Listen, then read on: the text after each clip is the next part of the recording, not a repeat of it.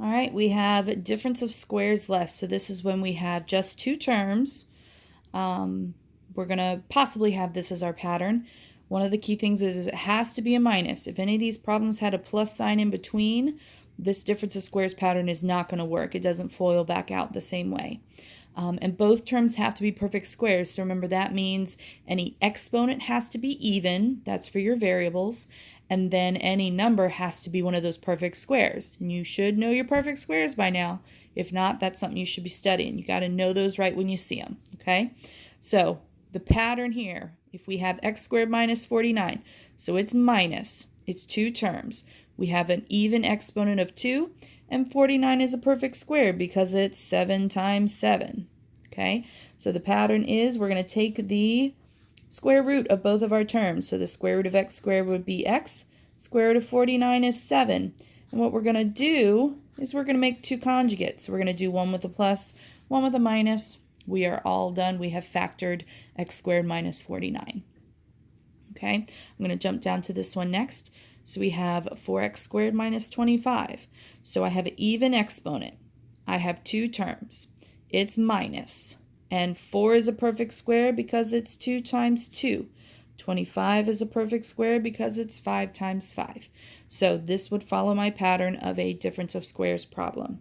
So I'm going to take the square root of all of my terms. So square root of 4 is 2. Square root of x squared is x. Square root of 25 is 5. I'm going to make two conjugates of those square roots, excuse me. So 2x plus 5, 2x minus 5, I am done. Okay, this one up here, this might look a little bit more complicated. It's really not. I don't have any numbers to worry about. They all have a coefficient of 1. That's a perfect square. It is two terms overall. I have this x squared y to the fourth. I have a squared, and it's a minus in between. All of my exponents are even, so that means that these are all perfect squares. So I'm going to take the square root of everything. So square root of x squared is x. Square root of y to the fourth is y squared. Square root of a squared is a.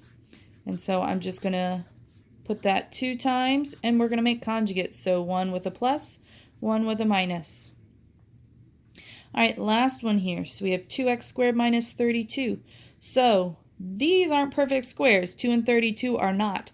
However, this would be a two-step problem. So I have a GCF. I have 2 that divides nicely into all of this. So I can take out the 2, and when I divide that out, we're left with x squared minus 16. So when I think about this part, that is a difference of squares, because 16 is a perfect square. It's 4 times 4. X squared is a perfect square because it's an even exponent, and we've got a minus in between. So this can go further. Take our square root, so the square root of x squared is x. Square root of 16 is 4. I'm going to do my two conjugates. So one's going to have a plus, one's going to have a minus.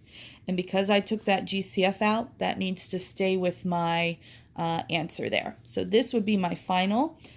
This would all multiply back out to be this 2x squared minus 32. So this was a two-step problem here.